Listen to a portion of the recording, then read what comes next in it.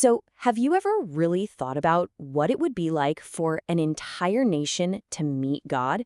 I mean, not just one prophet, but hundreds of thousands of people, all at the same time, standing at the base of this one mysterious mountain. Well, that's exactly what we're diving into today. The incredible story of Exodus 19.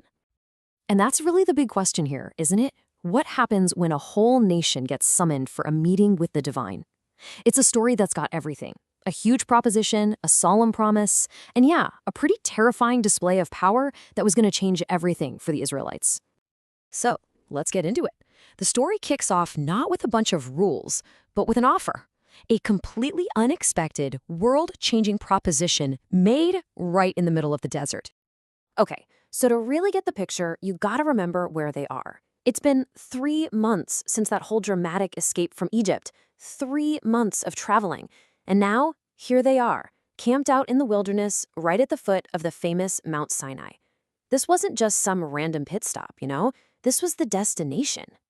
And just like we've seen before, Moses is the guy in the middle, the intermediary. He's the one who heads up the mountain all by himself to get the message for everyone waiting down below. He's literally the bridge between the people and God. And the message he brings back, wow, just listen to the language here. This is not some cold, formal decree. It starts with this powerful reminder. You saw what I did. I carried you on eagle's wings. I mean, what an image, right? It's this beautiful metaphor for a rescue that was both dramatic and deeply personal. This all leads to the heart of the matter, an offer of a covenant. Now, it's super important to get this. A covenant isn't a one-way street. It's more like a treaty, a solemn agreement with promises and responsibilities on both sides. And this was revolutionary. I mean, up until now, God's covenants were with individuals, right? Guys like Abraham or Jacob. But this offer was for the entire nation. And the terms of this deal? They are absolutely staggering. If they say yes, they won't just be any nation. They'll be God's treasured possession. And get this, a kingdom of priests and a holy nation. What does that even mean? It means they're all being called to be go-betweens, mediators between God and the rest of humanity. A totally unique job, a special role unlike any other people on earth. So that's the offer on the table. All right, so there it is. This incredible offer is laid out. Now the ball is in their court. What are they going to say? So, Moses comes down. He relays the message. And for a moment, everything just hangs in the balance. Are they going to accept this? This huge destiny, this massive responsibility? And their answer comes back. It's immediate. It's unanimous. It is absolute. No debate, no second guessing. They just say, we will do everything the Lord has said. Boom. Just like that, they accept the covenant. This is the moment, right here, where their identity as a nation is really forged. Okay, so the deal is struck. Now it's time to get ready for the meeting itself. And the instructions for this are incredibly specific and incredibly serious. The whole plan is for this to be a very public thing. God is going to appear in a dense cloud so that everyone, the entire nation, can actually hear him speaking with Moses. And why? What's the point? It's all about making sure they trust Moses' leadership for good. So a 3-day countdown starts. The instructions are crystal clear. First, consecrate yourselves. Basically, get spiritually ready. Second, purify yourselves by washing your clothes, an outward sign of what's happening on the inside. And third, just be ready. You can just feel the anticipation, the seriousness of it all building, can't you?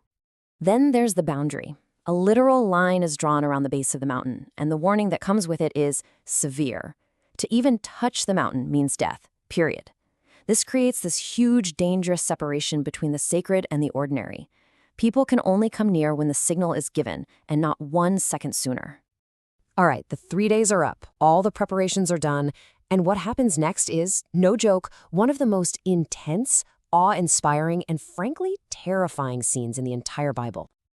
Just try to imagine it. It's the morning of the 3rd day. The entire camp, we're talking hundreds of thousands of people, are standing there, waiting. After 3 days of getting ready, the air has got to be just thick with anticipation. And then it all begins. And it's not gentle, it's a total sensory overload. You've got thunder and lightning, a thick cloud covers the mountain. Then this trumpet blast, so loud it makes everybody tremble. The ground itself starts shaking violently, The whole mountain is just billowing smoke like a giant furnace because God has descended on it in fire. And that sound, that trumpet, it's obviously not man-made.